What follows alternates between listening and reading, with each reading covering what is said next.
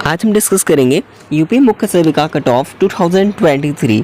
यानी कि आज इस वीडियो के अंदर सारी डिटेल में एनालिसिस करेंगे। आपको पता होगा कि जो आपकी शिफ्ट्स हुई हैं सभी शिफ्ट का अगर ग्राफ वाइज एनालिसिस किया जाए तो किसका ग्राफ कहाँ तक जा रहा है, तो इस फैक्ट्स पे डिपेंड करता है कि आपकी जो संभावित कट ऑफ है एक्चुअल में आपकी जो फाइनल सिलेक्शन तक जाने के लिए आपके कितने मार्क्स होने चाहिए। मैंने आप सभी से पहले भी कहा था कि आप सभी को मैं टाइम टू टाइम अपडेट्स करता रहूँगा, यानी कि अगर कोई चेंज आता है कट ऑफ में या फिर कोई एनालिसिस के थ्रू कोई जानकारियाँ मिलती हैं तो आप तक ज़रूर प्रोवाइड कराएंगे। क्योंकि भले ही मेरी अपडेट्स आपको दिन में हो सकता है कि 2 से 3 बार भी मिल जाती हों, लेकिन मैं तभी देता हूँ जब कोई ना कोई छोटी से छोटी भी इन्फॉर्मेशन होती हैं, तभी मैं आपको प्रोवाइड करा देता हूँ ताकि आप सभी बहनों तक कोई भी ऐसी जानकारी हो जो कि ना छूट पाए। बस आप सभी चैनल से बने रहेंगे और चैनल पे नए होंगे तो सब्सक्राइब करके बेल आइकन को जरूर प्रेस कर लीजिएगा। सभी बहनों से हमारा अनुरोध है कि प्लीज़ लाइक ज़रूर करें। और हाँ, एक बात सबसे ज़रूरी बात है कि अगर आप हमारे व्हाट्सएप ग्रुप या टेलीग्राम चैनल से ज्वाइन होना चाहते हैं तो लिंक डिस्क्रिप्शन बॉक्स में, जहाँ पर आपको सारी चीज़ें आपको पर्सनली आपको गाइड करने के लिए मौका मिल जाएगा। और उससे जुड़े रहेंगे तो आपको टाइम टू टाइम अपडेट्स भी सबसे पहले प्रोवाइड होती है। PDF वगैरह सारी चीज़ें आपको प्रोवाइड होंगी। ठीक है, आपका ज्वाइनिंग तक मैं साथ दूंगा आपसे, मैं प्रॉमिस करता हूँ आप सभी बहनों को। तो कुछ फैक्ट से डिपेंड करते हैं। बाकी सबसे बड़ा डाउट है सर किस शिफ्ट में हमको फ़ायदा मिलने वाला है, कितने नंबर तक का फ़ायदा मिलेगा, इसको भी हम जान लेते हैं क्योंकि आप लोगों को सबसे ज़्यादा डाउट होता है।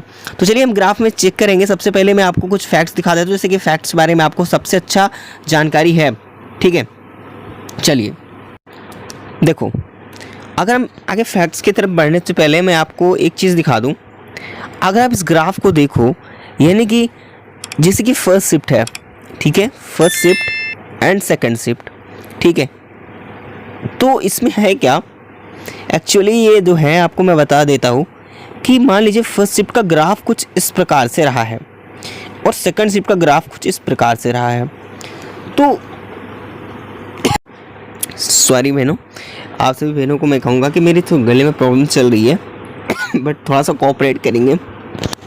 सही नहीं हो रही, मैंने बहुत तरीके से प्रयास किया बट कोई नहीं। देखिए, तो ग्राफ जो मैंने आपको बताया कि जो ये ग्राफ है, ठीक है, एक्चुअल में जो फर्स्ट शिफ्ट का लोग बता रहे हैं कि फर्स्ट शिफ्ट हार्ड शिफ्ट थी, सेकंड शिफ्ट इजी थी। लेकिन एक्चुअली अगर आप देखो, भले ही मैं ये चीज़ कह सकता हूँ कि आपके जो बुक्स से क्वेश्चन आए थे सेकंड शिफ्ट में, ऐसा ये लोगों का कहना है, और फर्स्ट शिफ्ट में पता नहीं कहाँ से दे दिया, इन लोगों का कहना है। लेकिन जहाँ तक मैं सबसे ज़्यादा एक्यूरेसी देखूँ, जो वोट हमने पोल्स करवाए थे उसमें जो वोटिंग्स आई हैं सेकंड शिफ्ट की वोटिंग्स आई हैं, क्योंकि दोनों में इक्वल ही जो है अभ्यर्थी थे। तो भले ही कुछ भी रहा हो, लेकिन ये यहाँ तक कंप्लीट है कि यहाँ तक अभी चलने के लिए थोड़ा सा डिफरेंस था, यानी कि सेकंड शिफ्ट में यहाँ तक ही पहुँचना बहुत ही मुश्किल हो रहा था। ठीक है, तो कुल मिला के अगर बात करें, मान लीजिए इसका स्कोर जो है हाईएस्ट, ठीक है, मैं एग्जाम्पल की तरह बात करूँ, ये नहीं कह रहा कि भाई किसी के मार्क्स ना होंगे, हो सकता है कि ऐसे भी स्टूडेंट्स भी होंगे जिनके मार्क्स जो है 80-85 होंगे, ये नहीं कह रहा। लेकिन क्या होगा, जो नॉर्मलाइजेशन होगा जहाँ पे आपको फ़ायदा मिलेगा, मैं आपको बताऊँ किस शिफ्ट में मिलेगा।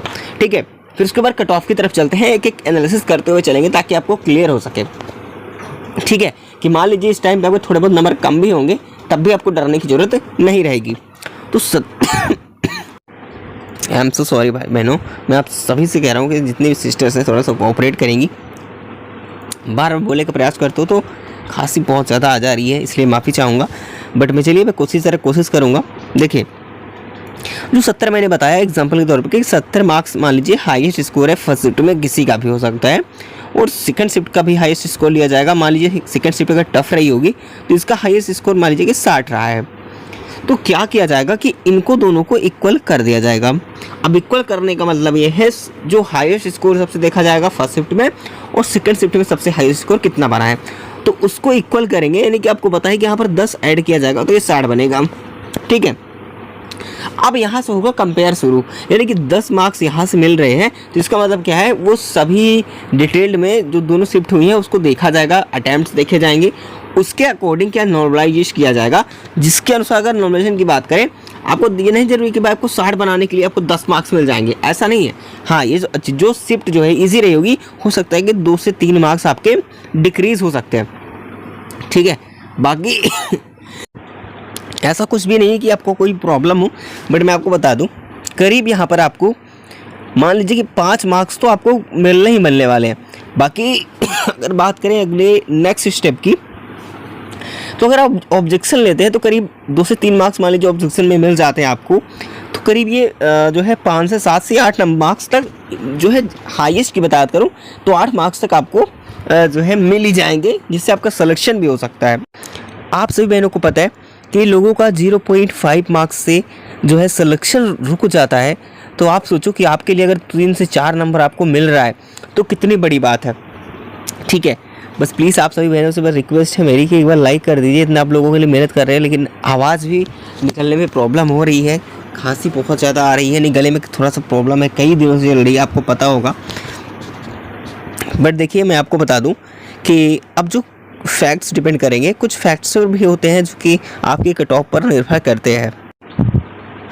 कुछ इस प्रकार से क्राइटेरिया रहने वाला है। जैसे कि मैं आपको फैक्ट्स की बात करूं तो कुछ फैक्टर्स हैं जो कि कुछ फैक्ट्स कट ऑफ पर डिपेंड करते हैं। आपको खुद देखिए, आपको पता है कि अगर वैकेंसी हो या फिर एग्ज़ाम डिफ़िकल्टी लेवल हो, ये सारी चीज़ें कट ऑफ पर ही बहुत ज़्यादा निर्भर करती हैं। जैसा कि आपको बता दें, जैसे वैकेंसी आपको पता है कि अगर वैकेंसी आपको ज़्यादा होगी तो कट ऑफ उसी के अकॉर्डिंग लगेगी। और यहाँ पर अगर मान लीजिए किसी एग्ज़ाम्स में कैंडिडेट जिन्होंने जितने अप्लाई किए उनमें से मान लीजिए कि 80% लोगों ने एग्ज़ाम दे दिया, तो यहाँ पर क्या होगा कि थोड़ा सा कंपटीशन क्या होगा इसमें हाई रहेगा। ठीक है, अब यहाँ पर जो है एपियर कम हुए हैं, मान लीजिए कैंडिडेट्स बहुत कम आए हैं, यानी कि 100% में केवल 40% ही या फिर 60% ही लोगों ने अटैम्प्ट किया है, एग्ज़ाम दिया है, तो यहाँ पर कंपटीशन लो हो जा रहा है। तो ये भी डिपेंड करता है कि आपकी कट ऑफ कहाँ तक जा रही है। ठीक है, और एग्ज़ाम का लेवल कैसा रहा है वो भी डिपेंड करता है। जैसे कि वैकेंसी की बात करें तो आपको सभी को पता है कि हमारी जो वैकेंसी रही है, ठीक है, वो 2693 वैकेंसी रही है। ठीक है, और total number of appear candidate की बात करें, आई एम सॉरी बहनों, बहुत ज़्यादा सभी बहनों को प्रॉब्लम हो रही होगी क्योंकि थोड़ा सा बहुत ज़्यादा दिक्कत हो रही है बोलने में, एक मिनट भी नहीं बीत पाता है, थोड़ी सी आवाज़ आपको दब के आ रही होगी, तो माफ़ी चाहूँगा, लेकिन कोऑपरेट करेंगे किसी भी प्रकार से।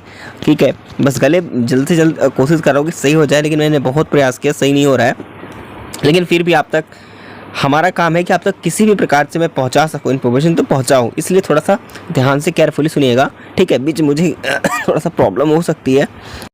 देखिए, तो वो पता है कि करीब यहाँ पर 35,000 स्टूडेंट्स के करीब जो है 34 to 35,000 स्टूडेंट ने एग्ज़ाम दे रखा है। तो यहाँ पर आप ये मत सोचो कि हमारा जो है बहुत ज़्यादा हाई है, ऐसा कुछ भी नहीं है। ठीक है, आपका जो है कहीं ना कहीं अगर एक हिसाब से देखो तो बहुत कम स्टूडेंट्स हैं। ठीक है, 35 कुछ नहीं है। अगर आप यहाँ पर टॉप के देखोगे, टॉप के बता दो 100 से लेकर के 200 के आसपास होंगे जो टॉप के होंगे। ठीक है, आप ये भीड़ मत देखो, इनमें से कौन इंपॉर्टेंट है वो देखो कि कौन बंदा जो है कौन या फिर कौन स्टूडेंट्स ऐसा है जिन्होंने मेहनत करके एक्चुअली में सही मार्क्स लाए होंगे। आप ये भीड़ मत देखो, भीड़ में से हीरा निकालने की कोशिश करो। ठीक है, ऐसा कुछ नहीं होता। अगर आप अदर एग्जाम्स की कंपेयर करोगे तो भाई उसमें लाखों में होते हैं स्टूडेंट्स, लाखों में एग्ज़ाम देने वाले होते हैं, उनमें कितना कंपटीशन होता है। ठीक है, वैकेंसी कम होती है, 100-150 होती है, यूपीएससी देख लो या फिर अदर वैकेंसी कंपेयर कर सकते हैं आप लोग। तो यहाँ पर कुछ भी नहीं है, आप ये सोचो। ठीक है, एक डर खत्म करो कि आपकी कट ऑफ बहुत हाई जाएगी, स्टूडेंट्स ज़्यादा है, ऐसा कुछ नहीं है।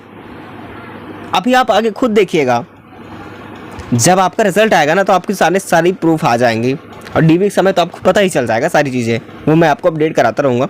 और एग्ज़ाम डिफ़िकल्टी लेवल की बात करें, इस पर डिपेंड करती है कि आपकी कट ऑफ कैसी रहेगी। क्योंकि देखिए, अगर एग्ज़ाम डिफ़िकल्ट रहा होगा तो कट ऑफ जाहिर सी बात है कम जाएगी, क्योंकि अटैम्प्ट्स कम होंगे अगर एग्ज़ाम डिफ़िकल्ट रहा होगा पेपर। तो ये सारे कुछ फैक्ट्स होते हैं, बट चलिए मैं आगे दिखाता हूँ। यहाँ तक सभी बहनों को क्लियर हुआ? चलिए, बस एक बार सभी लोग लाइक कंप्लीट कर दीजिए प्लीज़, जितने भी देख रहे होंगे प्लीज़ आप सभी से रिक्वेस्ट है कि अपने अपने एक लाइक सभी लोग कर दीजिएगा, इससे भी हमें मोटिवेशन मिल जाता है।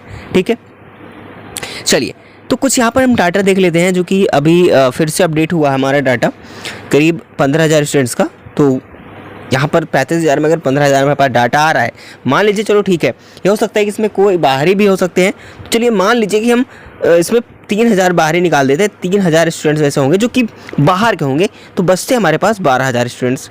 ठीक है, तो 12,000 वोट्स कम नहीं होते हैं। अगर 35,000 स्टूडेंट्स हैं, उनमें से अगर 12,000 लोगों ने जो है वोट्स किए हैं तो कम नहीं होता। और यही पोल में एक बार नहीं, जैसे कि मैंने अगर जैसे आज एनालिसिस करवा दिया तो ये पोल डिलीट कर देता हूँ, उसके बाद फिर नेक्स्ट डे जो है फिर तुरंत से यही सेम पोल पे फिर करवाने लगता हूँ, ताकि लोगों को जो डाटा चेंज करता है लोग वो चेंज ना कर पाए, वो एक्चुअली में समझ में आ जाता है कि डाटा कोई चेंज तो नहीं हो रहा। ठीक है, ये सारी चीज़ क्लियर हो जाती है। तो कुल मिला के अगर बात करें इसका जो एवरेज आ रहा है, मैंने कोई चेंज दिख नहीं, 35%, 41, 50 to 60, यहाँ पर 40, 49, यानी कि ये दोनों एवरेज चल रहे हैं। यहाँ पर आपके सामने दिख रहा है सारा चीज़। ठीक है, तो कुल मिला के अगर बात करें तो लोगों की 40 से लेकर के इस टाइम पे जो प्रेजेंट टाइम में ये दो दिन का एवरेज दिख रहा है, ये जो है करीब 40 से 50 के बीच में एवरेज दिख रहा है। ठीक है, तो कुल मिला के पिछली बार जो है कितना आ रहा था, करीब 50 से 55 के बीच एवरेज आ रहा था, लेकिन अब जो है 40 से 50 आ रहा है, नहीं कि और भी डिक्रीज हुए हैं जब से रिवाइज आंसर की आई है। ठीक है, अभी काफ़ी लोगों को कन्फ्यूजन है, क्योंकि आफ्टर ऑब्जेक्शंस आपके कहीं ना कहीं थोड़े बहुत इंक्रीजमेंट देखने को मिल सकते हैं, 1 से 2 नंबर तक का डिफरेंस हो जाएगा। ठीक है, लेकिन कट ऑफ का डर मैं ये आप सभी बहनों से कहूँगा कि थोड़ा सा बिलीव करिए हमारे ऊपर भी, आपके ये भाई है आपके लिए, बिल्कुल थोड़ा सा बिलीव करना सीखिए, क्योंकि मैं आप सभी तक जो भी चीज़ें बताता हूँ पूरे ऑथेंटिक एनालिसिस के साथ, और जो चीज़ें होती हैं आपको ऑथेंटिक प्रोवाइड करने की कोशिश करता हूँ। ठीक है, बाकी कट ऑफ बिल्कुल भी चेंज नहीं हो रही है, जो कट ऑफ मैंने पहले बताई थी वही कट ऑफ आज भी जिंदा है। ऐसा क्यों? क्योंकि मैंने एनालिसिस करके देखा है, मैंने पहले से भी सारी चीज़ें डिस्कवर की थी और इसमें समझा भी था कि कट ऑफ में कोई अंतर नहीं आएगा अभी तक के डाटा के अनुसार। ठीक है, तो कट ऑफ आपकी सेम रहने वाली है, तो कट ऑफ में इसमें कुछ नहीं कहूँगा, एक बार आप ऐसे ही देख लीजिए ओवरव्यू करके। ये हमारा पीएच हो गया। फ्रीडम फाइटर की बात करें तो कुछ इस प्रकार से रहेगी, हाँ प्लस माइनस आपका 1-2 नंबर डिफरेंस हो सकता है। ठीक है, तो ये कुछ इस प्रकार से रहेगी। मैंने आपको कट ऑफ के ऊपर कई बार आपको डिस्कशन किया है, मैं इसलिए हर एक वीडियो में कट ऑफ इसलिए डिस्कस कर देता हूँ, मैं आपको बता दूँ, क्योंकि आप लोग ज़्यादा से ज़्यादा, मैं कई बार बताता हूँ फिर भी कमेंट्स करते हैं आपके, कोई आपके डाउट होते हैं, तो मैं सोचता हूँ कि आपके डाउट कब क्लियर हो जाए, लेकिन मुझे पता है कि कोई भी हो, जब तक कि रिजल्ट नहीं आता है तब तक कहीं ना कहीं कट ऑफ का एक जो भ्रम है वो बना रहता है। बाकी साथियों थोड़ा सा प्रॉब्लम तो हो ही रही गले में, बट मैं चलिए चलता हूँ, नेक्स्ट वीडियो में मिलूंगा फिर से। कोई अपडेट आती है तो सबसे पहले आप तक जरूर मिलेगी। और कुछ मार्क्स आपके कम लग रहे हैं तो आप फिर भी डरना नहीं है, क्योंकि आपको थोड़ा बहुत मार्क्स भी जरूर मिलेंगे।